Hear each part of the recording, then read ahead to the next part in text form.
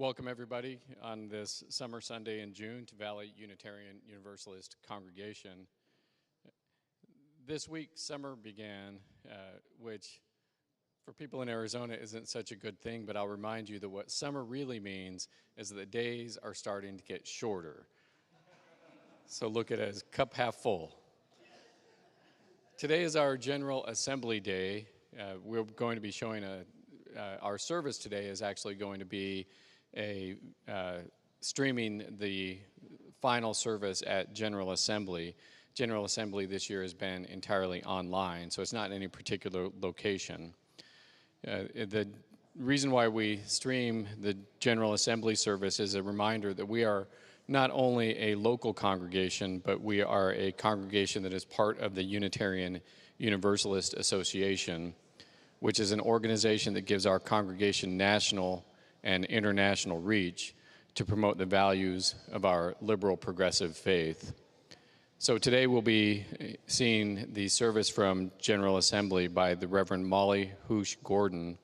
She's at the Unitarian Universalist Church of Columbia, Missouri, and is leading the General Assembly service for 2024. Valley Unitarian Universalist is a welcoming congregation. We define ourselves as a welcoming congregation. We don't define ourselves by any mandatory doctrines, and we do not believe any book of Scripture is the only guide to our faith. Whatever your background, you are welcome here. My name is Joel Sanis. I'm the worship associate for today's service. I use he, him pronouns. This is a little bit of an unusual service because we are playing the video from General Assembly.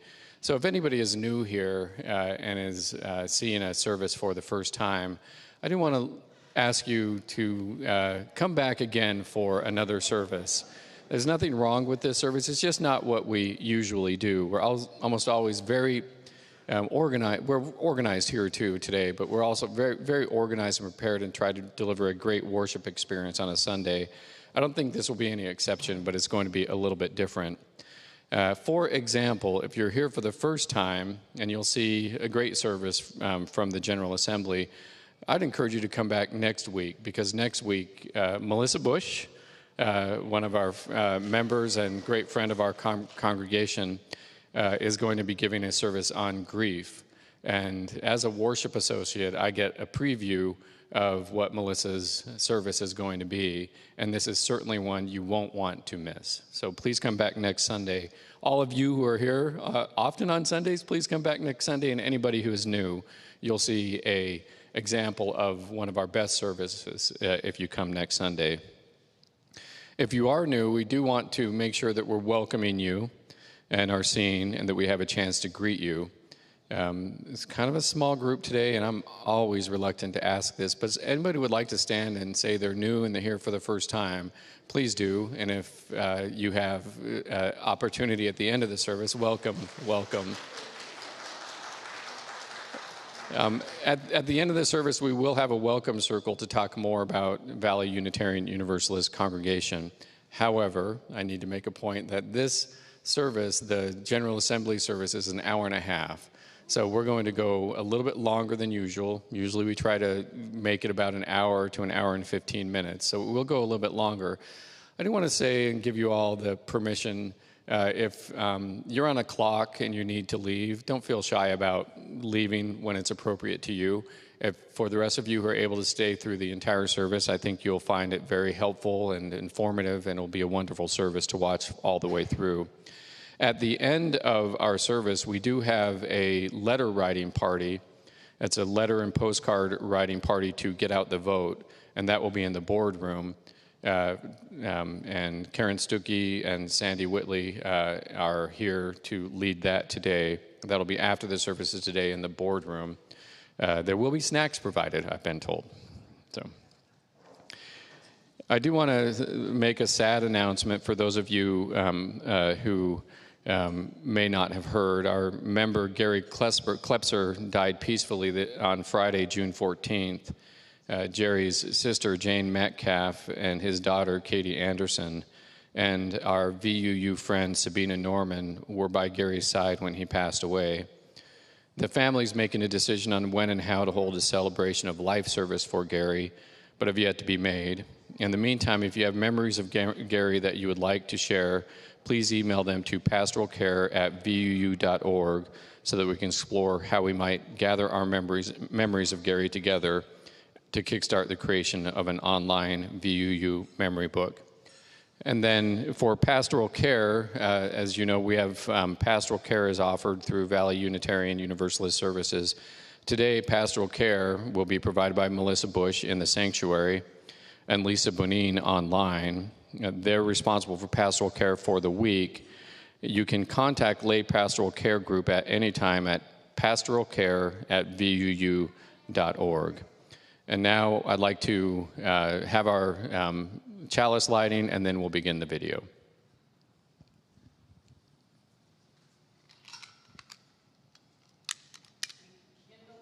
Flame, symbol of our faith, for the light of truth, the warmth of community, and the fire of love, which calls us to work for justice. Okay. Ryan, if we're ready, we can cue up the service from General Assembly.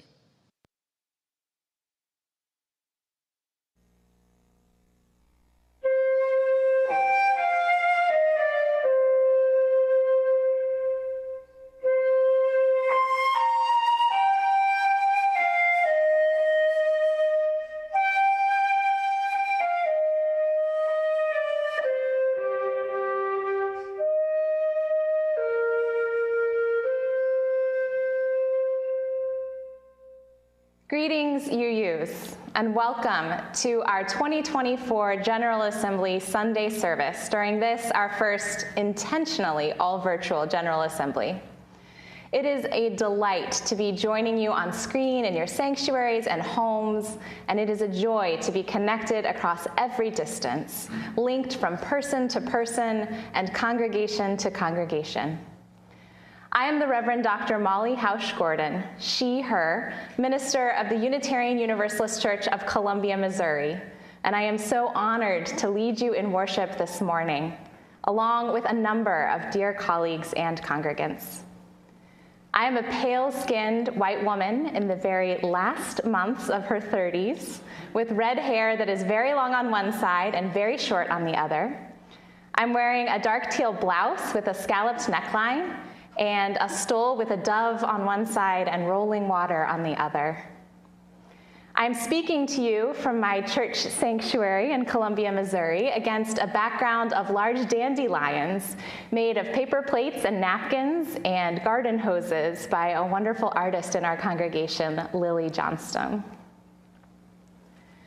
One of my core beliefs as a Unitarian Universalist is that my life is inextricably bound together with every other life and force on this earth, and I am grateful to be tangled up with you, my fellow Unitarian Universalists. In celebrating the interconnection that I experience daily and weekly, this service will include members of the staff and congregation of our church here in Columbia, and it will also include members of a minister colleague group that I have met with every week for the last 3 years to deepen our practice of Unitarian Universalism. They will each introduce themselves. I am so grateful to remember that so much of who I am and how I think and what I write is formed by these relationships.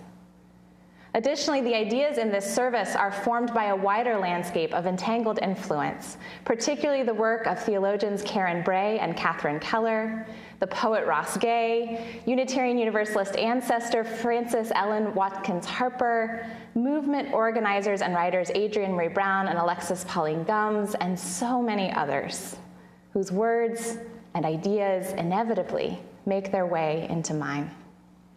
I wonder, who are you tangled up with in your congregation, in your thinking, in your life? Let's celebrate those connections today. We begin with a prelude performed by several UU choirs from across the country, their images and voices woven together as our lives and our faith communities so deeply are. I hope you will feel yourself connected as we worship together today, remembering that we are here, gathered from many places, and yet still here together. Let us begin.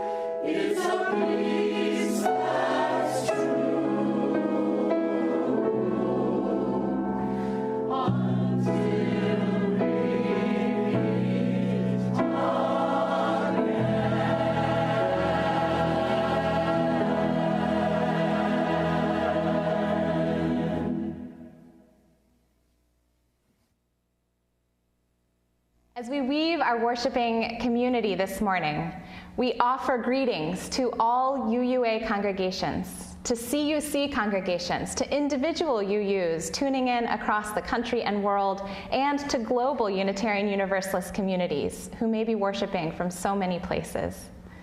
As we begin our service from diverse locations this morning, may we ground ourselves in each of those places, even as our spirits reach out to connect us to one another. Helping me to anchor our worship this morning in some of the hundreds of places from which we gather are several minister colleagues from across the United States who meet together every single week to hone our preaching practice and invite each other into the most daring expressions of Unitarian Universalism. I am Eric Kamenetsky. I am an older, balding man with slightly olive-tinted skin. Greetings from the U.S. West Coast, from Edmonds, Washington, where the deep blue waters of the Salish Sea lap at the shores between the Cascade and the Olympic mountain ranges. The land I join you from has been stewarded for countless generations by the Snohomish tribe and the Coast Salish people who continue their livelihoods on these lands today.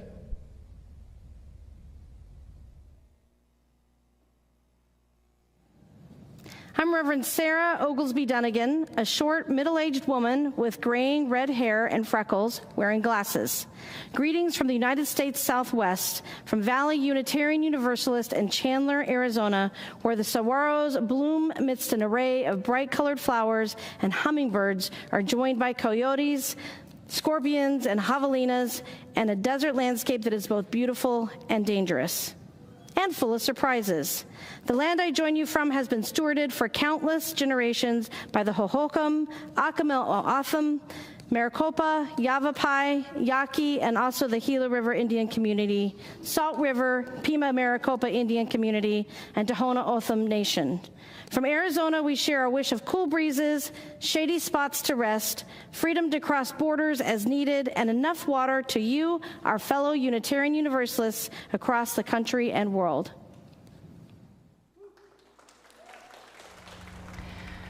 I am Molly Hausch-Gordon, a white woman with red hair in an asymmetrical style. Greetings from the U.S. Midwest, from Columbia, Missouri, where the waving grasses of the prairie are deeply rooted, where the big muddy Missouri River makes its leisurely way eastward toward the end of its journey to the Mississippi, and where the rolling foothills of the Ozark Mountains shelter vast caverns and abundant life. The land I join you from has been stewarded for countless generations by the Osage, Peoria, Kikapwa, Oceti-Sakowin, and Kaskaskia peoples. From Columbia, we share our wish of deep nourishment, wide perspective, and bodily autonomy to you, our fellow UUs across the country and world. I'm Sadie Lansdale, a tall white woman with brown hair pulled back in my church bun. Greetings from the United States South, from Greensboro, North Carolina, where the blooms are going wild, the produce is ripening on the vines, and the rivers and creeks that sweeten the earth are thick with life. The land I join you from has been stewarded for generations by the Chiraw, Catawba, Occaneechi, Sissipahaw, Kiowa, and Shakori people. From Greensboro, we share our wish of good food, good music, and rowdy celebration, heaven on earth for all people, to you, our fellow UUs across the country and the world.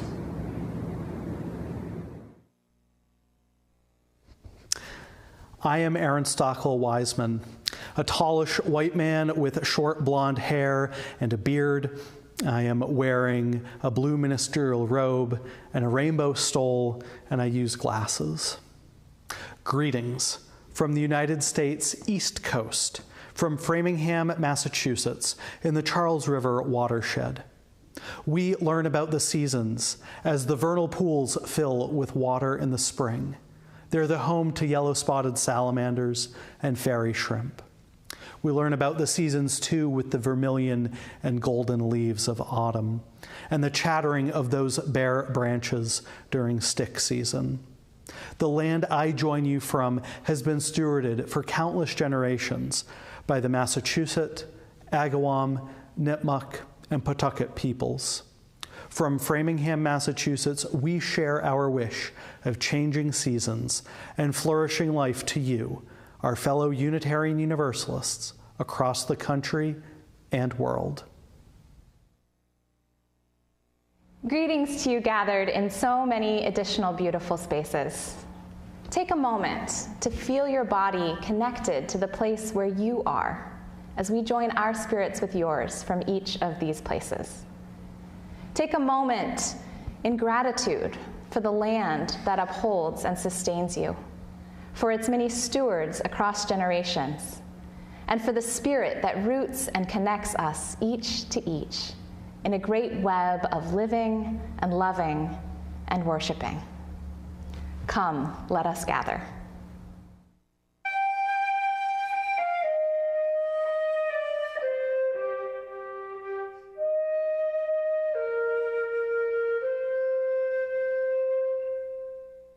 I am Gretchen Mauney, a worship associate at the UU Church of Columbia.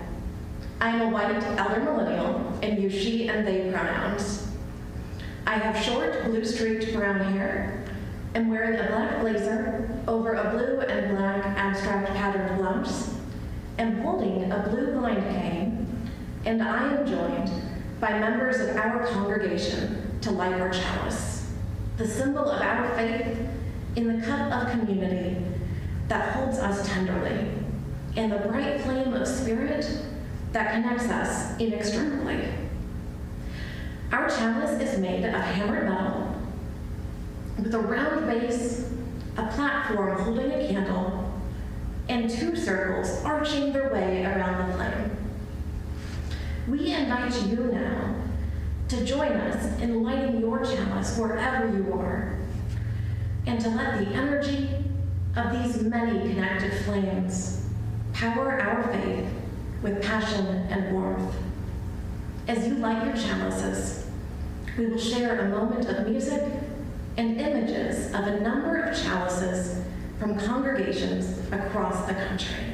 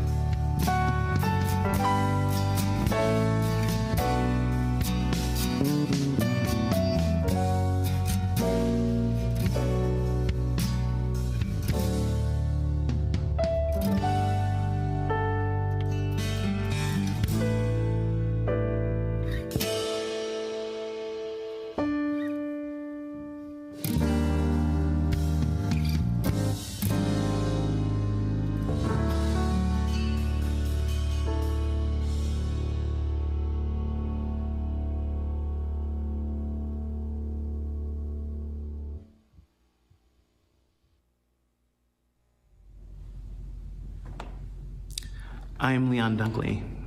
I am an African-American man with dreadlocks and an increasingly graying beard. I am wearing a stole that honors the members of North Universalist Chapel Society, or North Chapel, in Woodstock, Vermont, which is the church and the community that I lovingly serve. I'm going to share a story with you this morning from a collection called Through the Mickle Woods by Valiska Gregory. In a kingdom long ago, there was a weaver who spun stories out of thread. One day, an owl white as winter, perched in a nearby tree. I should like my story to be woven out of clouds, said the owl. As you wish, said the weaver.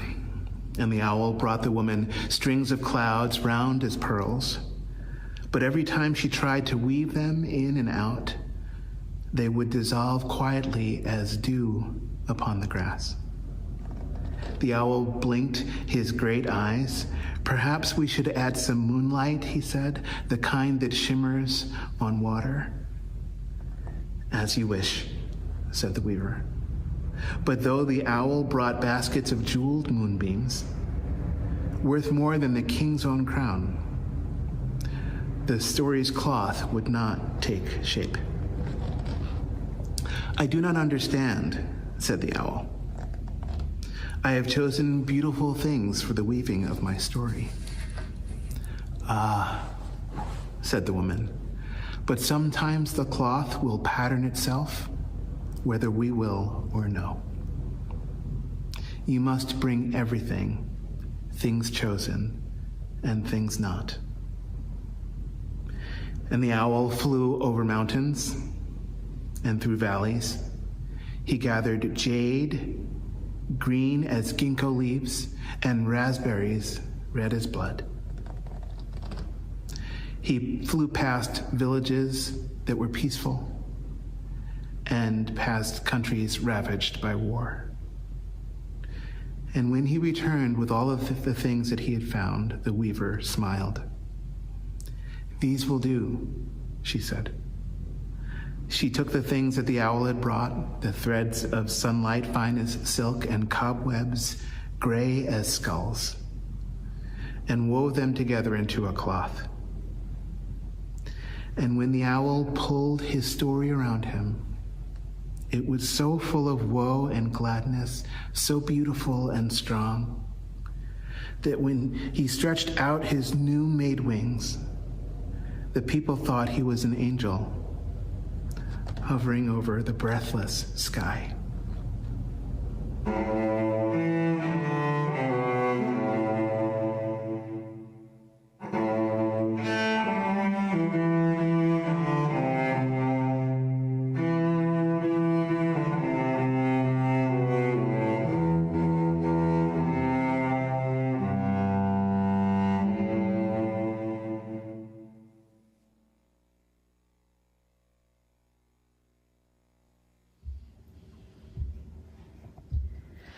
We are weaving our lives. We are weaving our hearts and our minds.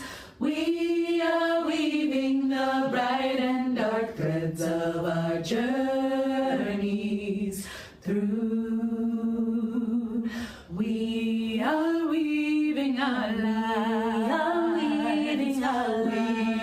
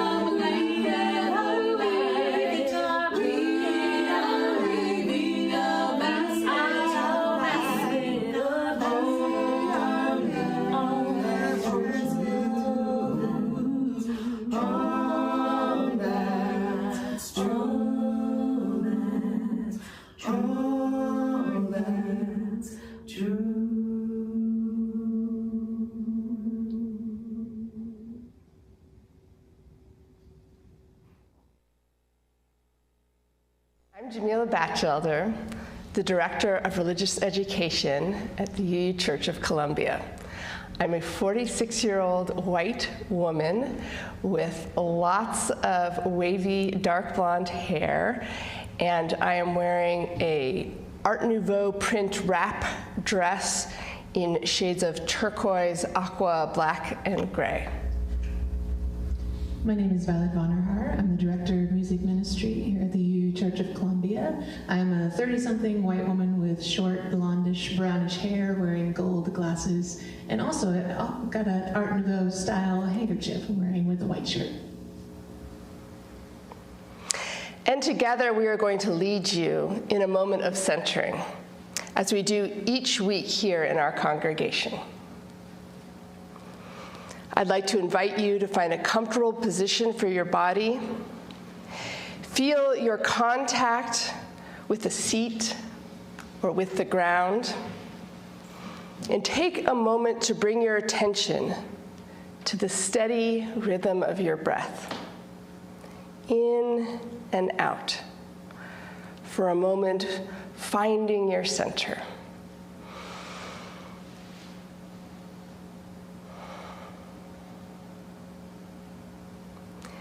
And now, close your eyes and try to imagine the threads that are being woven into this story of your life.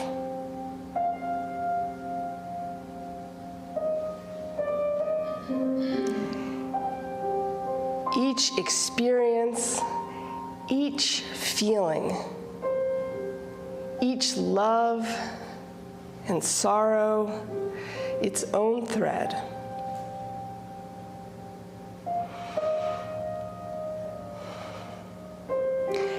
And let each thread take shape in your mind as color or texture or sensation, until it becomes almost tangible, to where you could almost hold it in your hands, delicately between your fingers. With all your tenderness, can you begin to weave it all in? Twining green shoots of new discovery, heavy, drab threads of despair.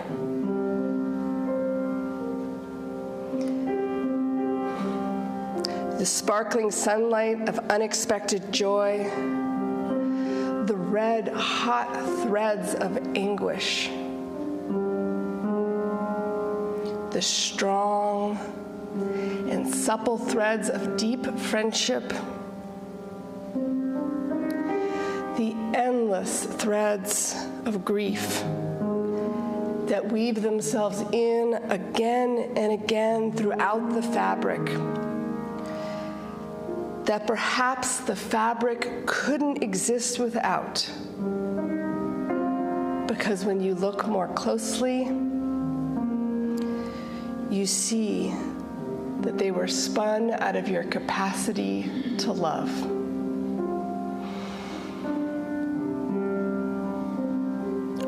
What is weaving itself into your story? What makes the fabric strong? What makes it vibrant? What gives it poignancy?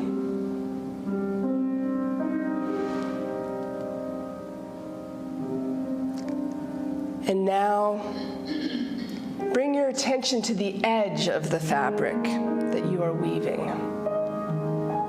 And see, it does not end there. Each fabric neat and tidy and separate. Open your mind, your heart, your spirit, to threads being woven from 100, 1,000, from countless others, weaving into yours in colors and textures you could never have imagined. Sometimes weaving together roughly in complicated patterns, sometimes beautifully and seamlessly, sometimes some of both. Can you hold the tenderness of their stories, the tenderness and care of this weaving together?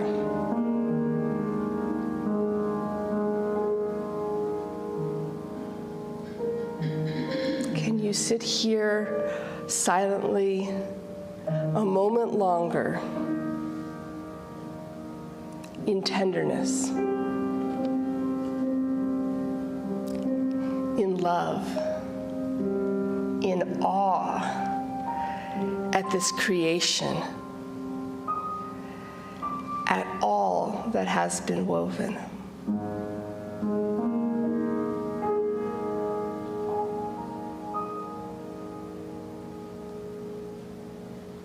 We are weaving our lives. Won't you sing with me?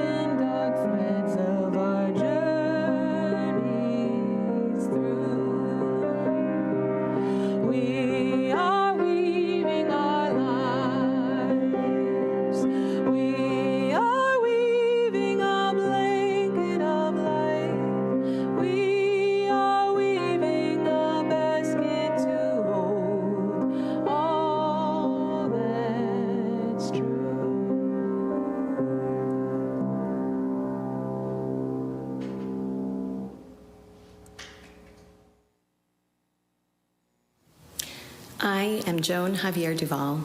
I am a cis woman in my 40s with black hair to my shoulders, brown eyes, and tannish skin, dressed in a black clerical robe with a colorful stole. Will you join me in the spirit of prayer or contemplation?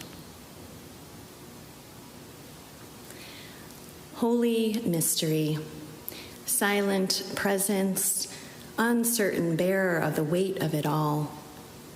In these quiet moments, we tune in. We listen for and seek out the maybe still breathing, perhaps still whispering, faintest sign of the universal good.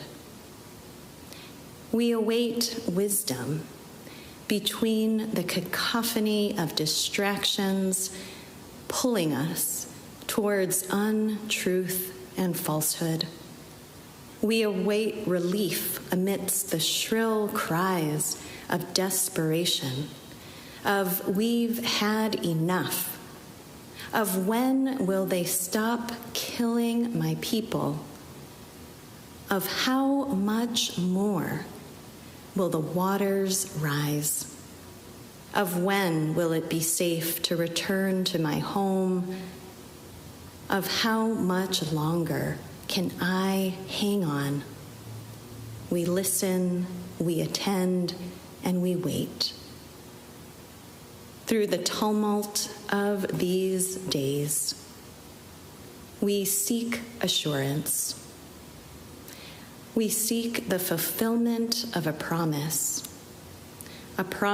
made to ourselves, a promise made to those we have been stretched to call neighbor, a promise written and enshrined and yet unfulfilled.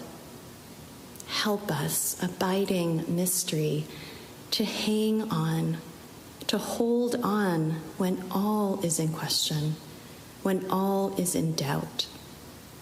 Help us to stay firm to our own commitments and our own promises. Lead us back into connection, back into the bonds of humanity that help us to know each other as beloved. May we continue attending with care. May we keep watch. May we beckon love and justice and mercy with our own whispers, with our shouts, with our cries, until all know themselves part of the circle of love. Amen. And we continue now with several minutes of contemplative music and images of candles on the screen. You may wish to share your congregation's usual rituals of prayer or joys and sorrows during this time by pausing the video. Or you may simply take a moment of breath and attention to enjoy some quiet contemplation.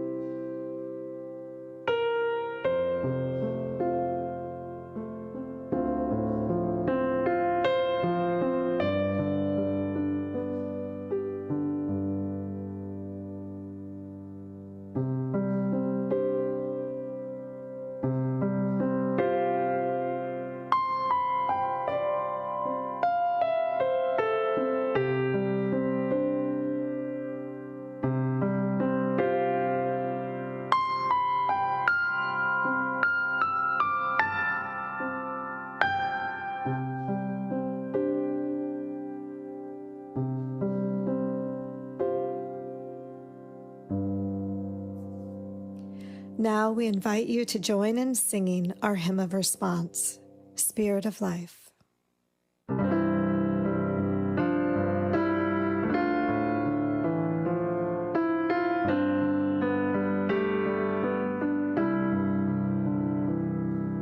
Spirit of life, come unto me. Sing in my heart all the stirrings of compassion. Blow in the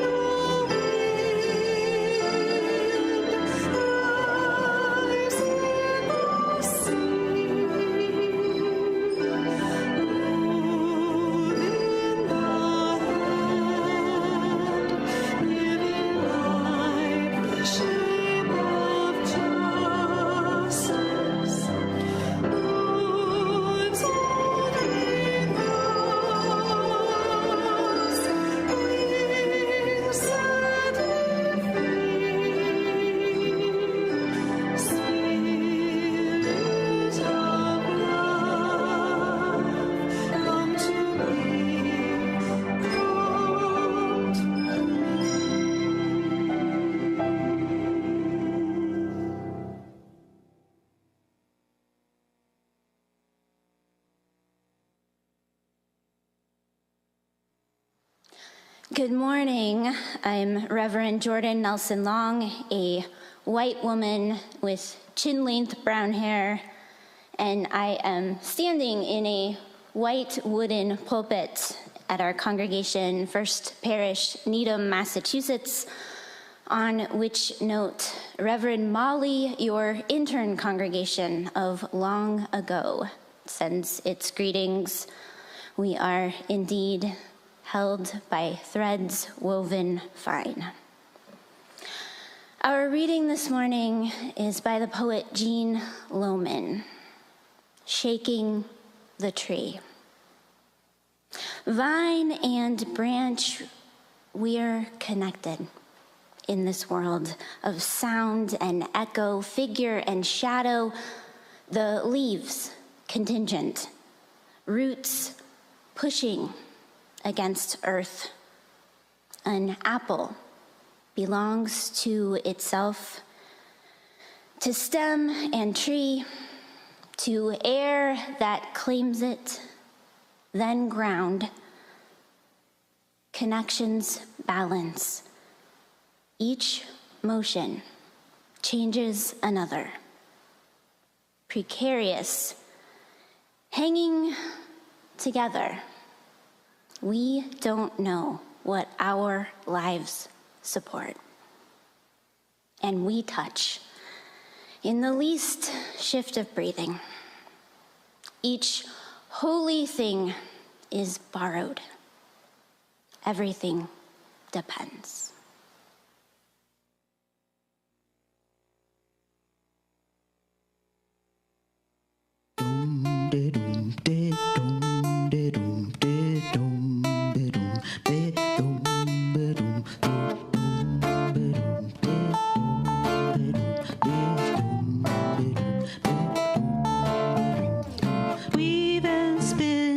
Weave and spin, this is how our work begins.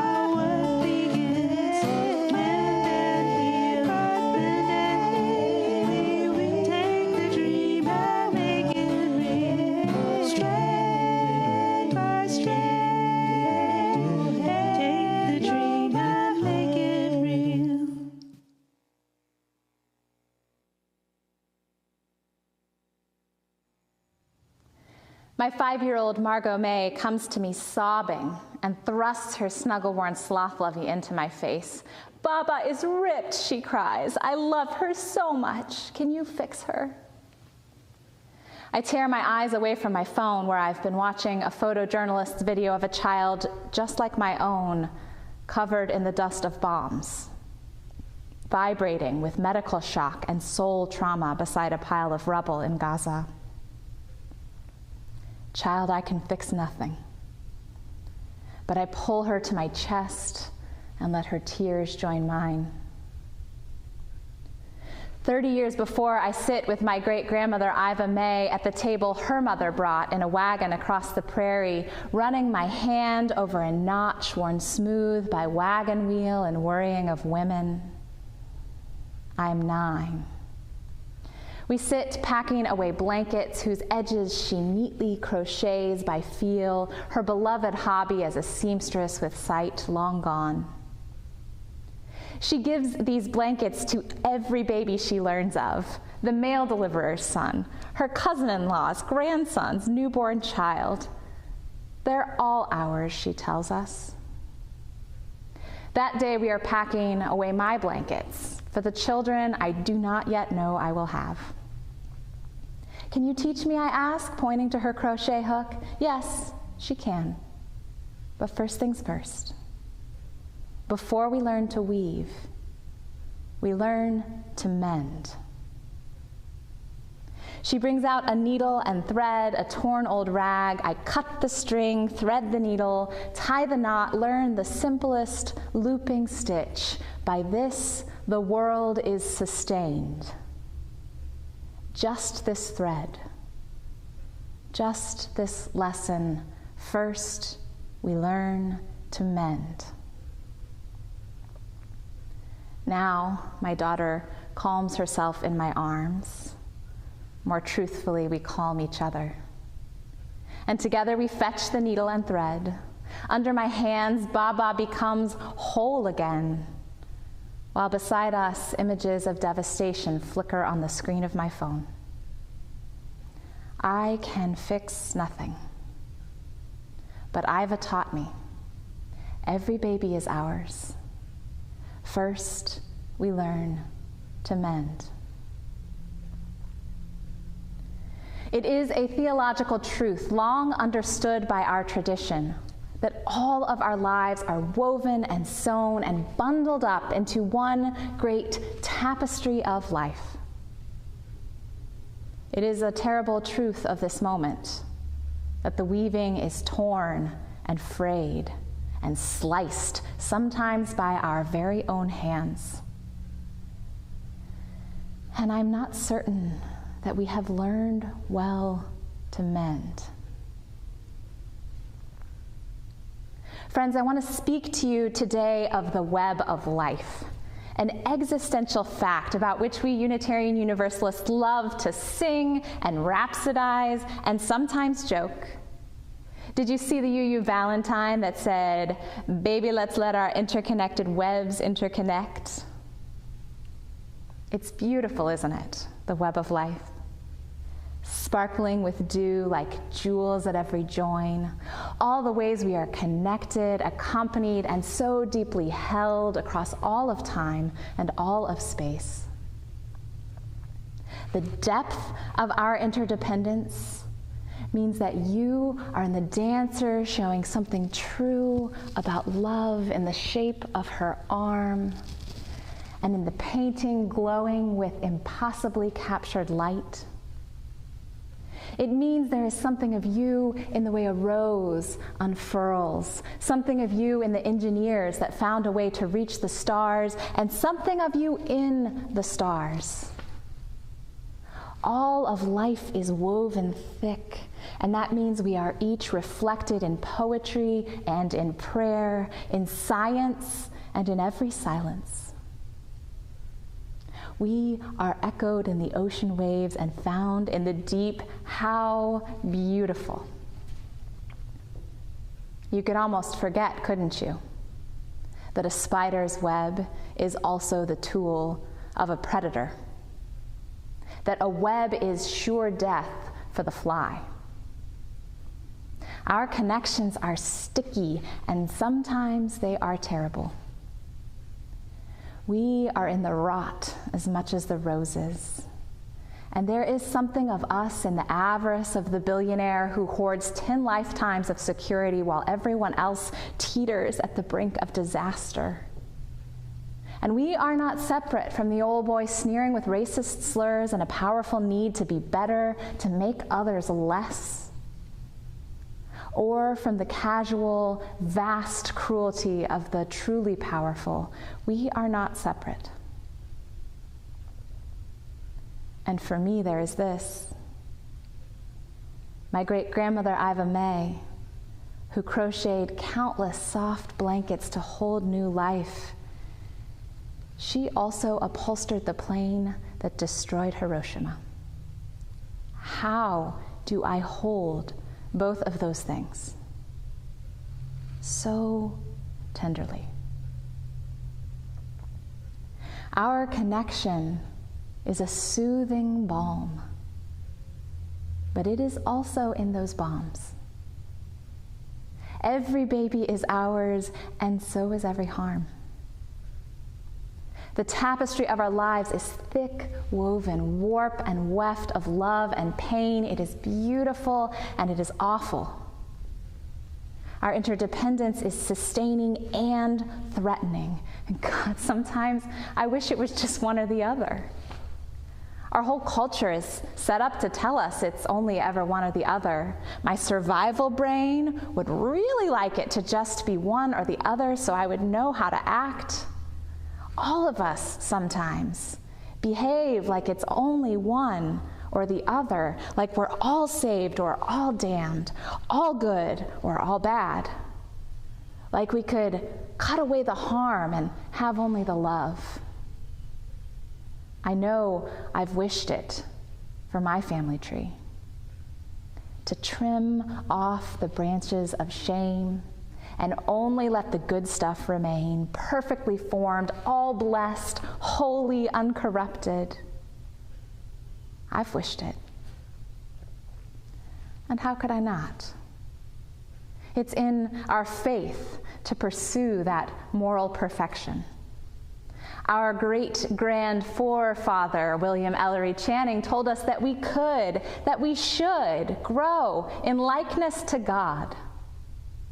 Really, that was the Unitarian good news, that we could grow in likeness to God, could become less messy, more divine, leave bad behind for good, make our way up the shining hill, no mistakes.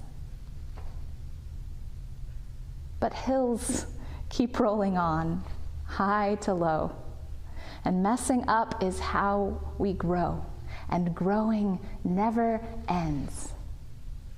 And no matter the language you use for the ultimate, perhaps you've been left with just that likeness, just that purity, just that choice, perfection or damnation. And are you just exhausted from the climb? Because maybe you're afraid that they're onto you, your congregation, your friends, your colleagues, or your people, that they know you haven't got it all right yet, that there's still some greed in you or some confusion and lots of fear. Maybe you're afraid that you haven't got it all right yet, and that makes you all wrong. And maybe you've even tried to slice yourself out of the web sometimes because nobody told you that you could just keep growing, because nobody ever taught you how to mend. And even when we do feel like we're getting it mostly right, It hurts sometimes to be so tangled up, to be present to all that beauty and all that pain at once, to hold your sparkle-eyed child and her precious stuffed sloth in your lap while another child is covered in the dull dust of bombs, and yet another is dead in her mother's weeping arms. It aches to be so tangled up. No wonder the weaving is frayed. No wonder it is sometimes torn. It aches to be so tangled up, and it is dangerous sometimes. When everything depends, one misfortune can send it all tumbling to disaster. Surely COVID taught us the danger of our beautiful, tight-woven connections, that we ignore them at our peril, and that even when we manage to attend to them well, tragedy may still unfold. Tangled up in the web of life, so much depends upon forces over which we have no control, forces we may never even witness or understand. We are at each other's mercy, and not all of us are merciful. The poet Jean Lohman writes, "Precarious, hanging together, we don't know what our lives support, and we touch in the least shift of breathing. Each holy thing is borrowed, everything depends." Our interdependence sustains us. And because it sustains us, it also makes us so vulnerable to one another. There is no outright safety to be had in the web of life. There never was. It is dangerous to be so tangled up, and it aches. No wonder the weaving is frayed. No wonder it is sometimes torn. And the call of our faith is to respond to these tangled realities all at once. The sustenance and the danger, the holding and the teetering, the beauty and the pain. We really don't like to feel that second part. Sometimes we try to slash and hack away at the web to avoid that second part. Maybe if we could just cut ourselves away from that interdependence, we could be safe. Maybe alone on our own, it wouldn't ache. If I don't rely on you, I could be sure I was okay. And if I leave first, they can't kick me out. And if I distance myself from your mistakes, I won't get kicked out too. And I'll never have to reckon with the shame of things I used to do before I knew. So slash and hack and tug away. And the power hoarders and the supremacy systems and the forces of empire, well, they are standing by, sharpening their knives. They're whispering to us that we don't have to depend, and that the cost of our separation, well, it would only be the parts of us that hurt in the first place. All we have to do is cut out the warp of the weaving, slice away the pain and fears, cut out the anger and the longing. That doesn't sound like such a bad deal, does it? Until the weaving won't hold, because we aren't whole. Until it all begins to unravel and our humanity leaves us too. And the weft of joy that cannot stay without the warp of sorrow. And the weft of love that does not exist without the warp of loss. Our lives must have them all. And not just our lives, life on earth must have it all. Every strand, every warp and weft. Yes, it aches to be so tangled up. Yes, it is dangerous sometimes. And yes, empire is standing ready with a knife, inviting you to cut your way free of the web. Don't. You must stay. You must stay woven in. Everything depends on us all staying woven in, on us each learning to mend. Everything depends. And any separation we might win would be an illusion anyhow. Interdependence is beautiful and it is terrible, but more than that, it is. Our entanglement comes from living in a universe of bouncing atoms and growing life and exploding stars. We cannot escape it if we try, and we harm it when we try. We harm it when we try. So what if instead we hold on tighter to each other, and so embraced we learn to abide? To weave all of life whole, to reknit unjust entanglements into more just ones, to mend the places we've torn in our desperation to escape where the weaving's been worn. What if we turn back to each other and refuse to turn away, even when the bombs break our hearts, even when one more loss will unravel us? What if we tangle our fingers up together on purpose and cup this delicate web in our hands and tenderly mend every tear? And what if every join in the weaving is where the power lies that will make us all free, tangled up in mutual thriving? And what if our heartbreak is the needle that will sew us back together? This has always been the wisdom of community organizers and spiritual leaders and prophets, that our power lives right next to our broken hearts. Another warp and weft in the weaving of our thriving when we're learning to mend.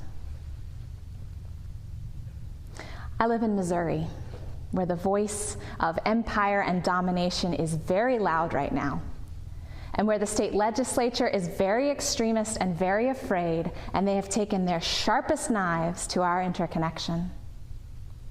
They are afraid of how life and death intertwine, so they have banned abortion. They are afraid of how possibility and unruliness dance together, so they have banned gender-affirming care. They are afraid of the way curiosity unfolds into deeper mystery, so they are defunding education. And I wonder, where are their hearts broken to? And I wonder if we can help them learn to mend, because we need them to weave themselves back in, because we can all turn back to each other again. Because right next to the threads that they have tattered, there is also a strong woven Missouri, ready to receive and reweave what is frayed. A Missouri where farmers with Missouri Rural Crisis and activists from the Organization for Black Struggle and union members from Jobs with Justice have spent years investing in our web, building deep relationships together, fighting factory farming together, protesting police brutality together, successfully raising the minimum wage together, and getting abortion rights back on the ballot together, because they know that they are intertwined. Because they know in their bones that their interdependence is an inescapable fact. Because they would not leave this web even if they could, because even though it aches and even though it is dangerous sometimes, it is so sustaining and so beautiful. In this Missouri, we live in a vast and shining web of organizing relationships where we stay connected, where we prize our interdependence, where we turn toward each other, where we mend what we tear. And yes, we are heartbroken together. And there we find our power. I hope you have a web like that too, in your community, in your congregation, in your beautiful family of choice. I hope you are weaving a beautiful web like that, where we already know that love and loss are intertwined. And because we've accepted that tender truth, the power of our care cannot be stopped. And this too is the promise of our faith, That when we accept the tender truth of our aching, dangerous, sustaining connection, the power of our care cannot be stopped. You know the whole woven web, joy and sorrow, hope and despair, and at our best we are rooted in it, and we are sustained by it, and there is nothing woven that we need to fear because we are learning to mend. Because we are willing to cry and rage together and dance and rejoice together. And with the strong threaded needle of our heartbreak and our care, we are present to all of it together. And that is where our power lies. In depending on each other and knowing we depend on each other and being unafraid to depend on each other because it's all woven so tight, because everything depends. I am sitting with my daughter, mending her snuggle-worn sloth and stitching myself in with the children of Gaza. I am sitting with my ancestor learning to sew and stitching myself in with the victims of that bomb. I am sitting here with you, deep in the web. We are here together, tangled up in the gorgeous ache of love, weaving and mending, and when all else fails, joining our tears. By this, the world is sustained. Just these threads, all of them, wound and bound together, unbroken or mended, encircling. And finally, we pray, we promise, we proclaim. Finally, woven whole.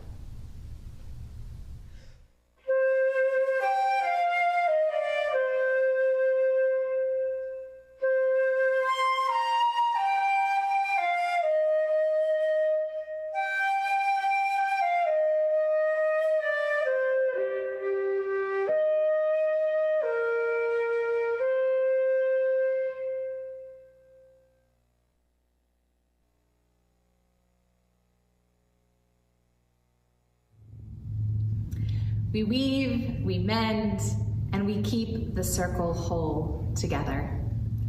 As we pass this yarn ball around the country to UU congregations all over the United States, will you join us in singing Circle Round for Freedom?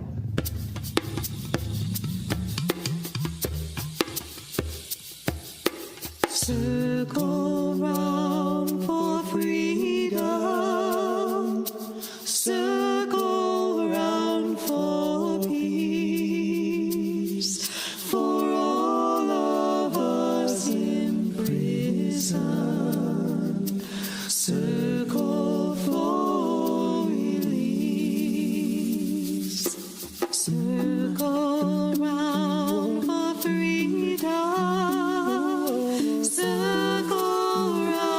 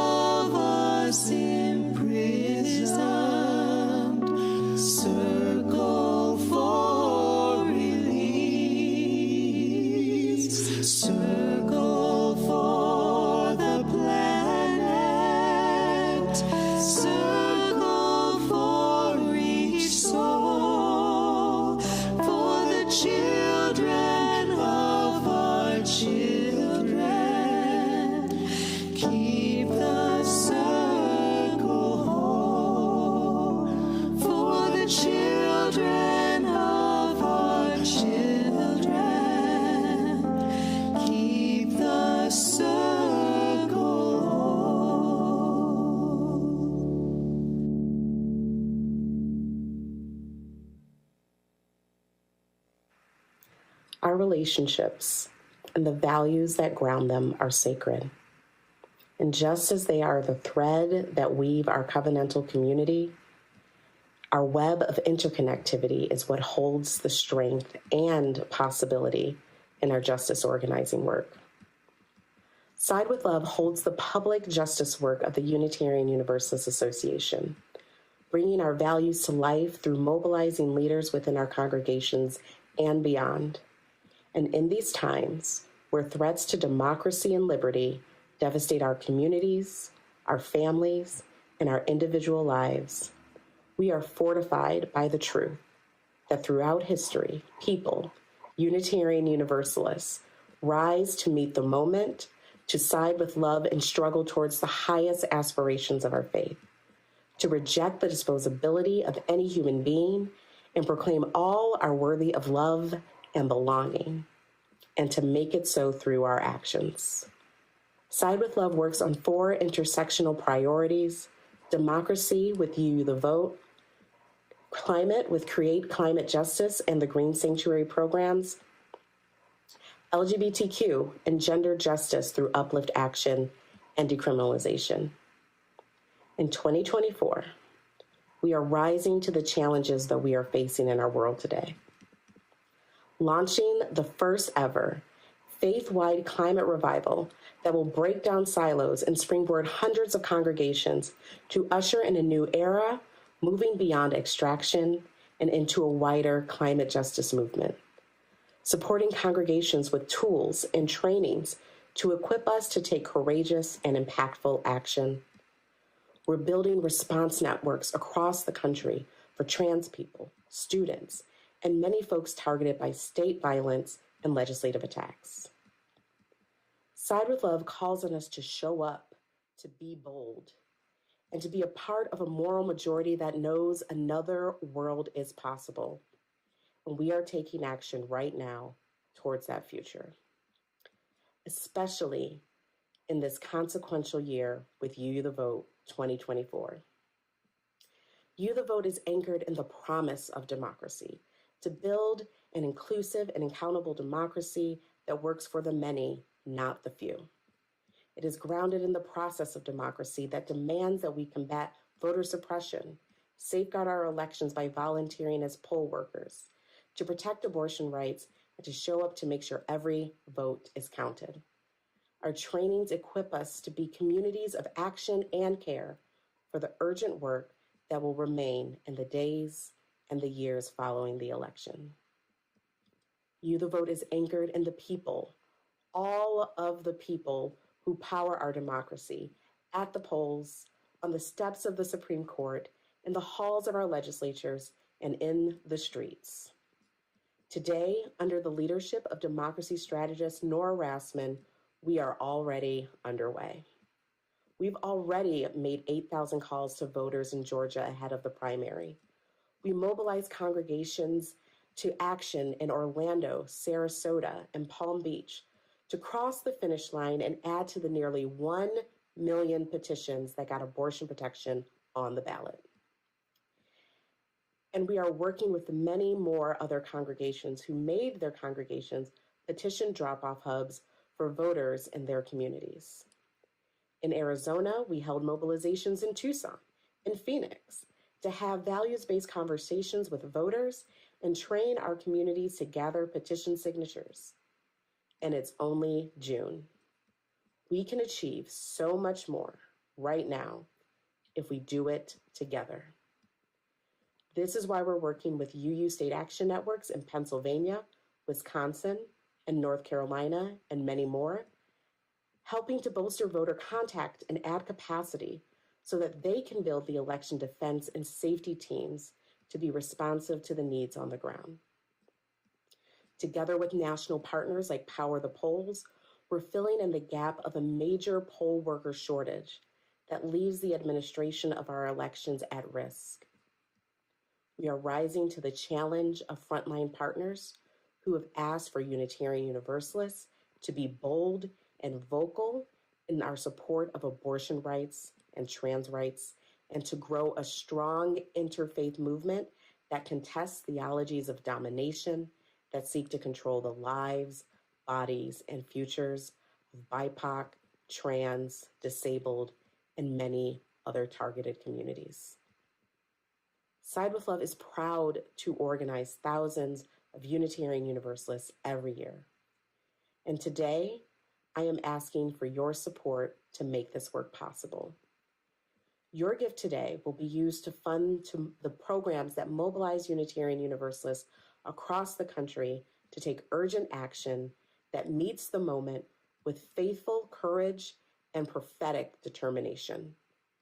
Love calls us to embody the highest aspirations of our faith and harness our power by acting boldly and committing to the work today and for the long haul. And I'm excited and grateful to share that all contributions you make will be matched up to $50,000. Thank you to all who made this possible. Thank you to all for your support, your work, and your generosity. Select Donate in the GA mobile app, use the QR code on the screen, donate online, or text SWL to 91999.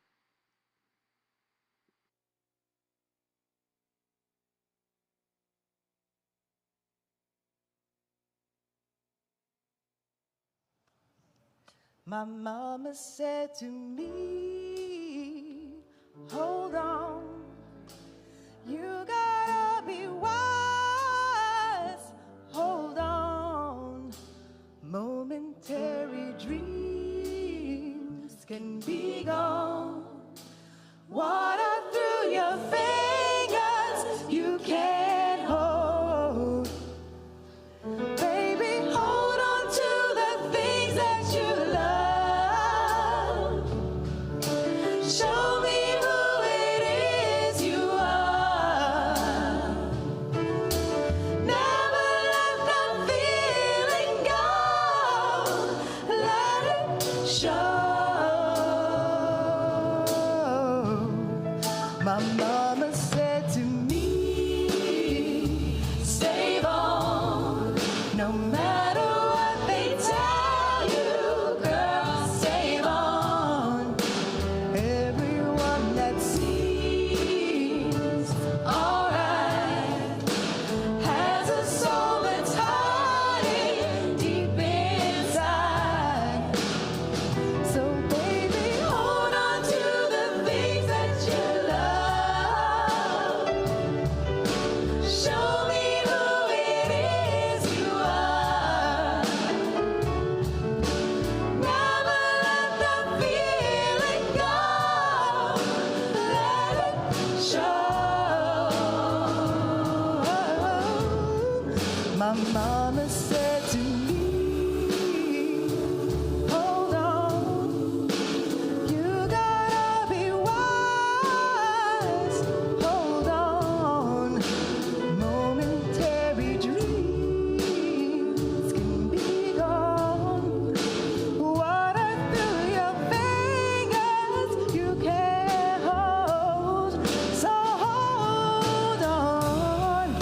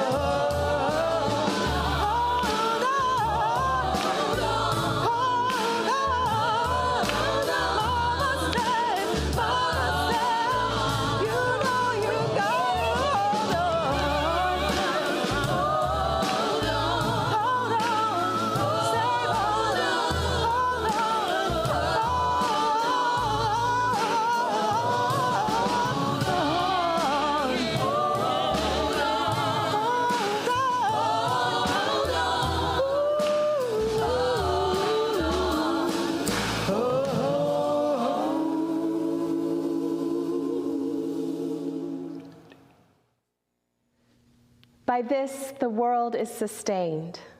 Just these threads, all of them, all of us, woven together, learning to mend, keeping the circle whole. Go in blessing, UUs, and be a blessing to a world that needs our care.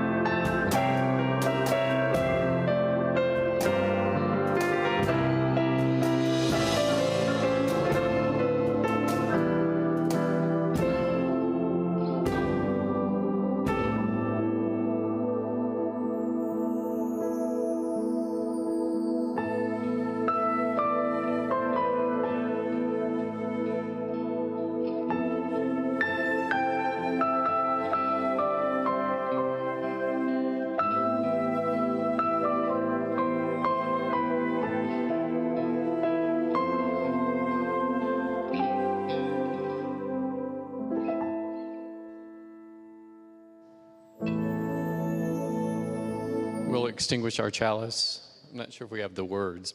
Most of us have it memorized.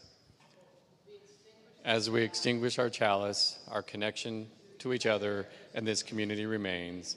May it guide this week as we walk the path of justice, speak words of love, and fill our world with compassion until we meet again.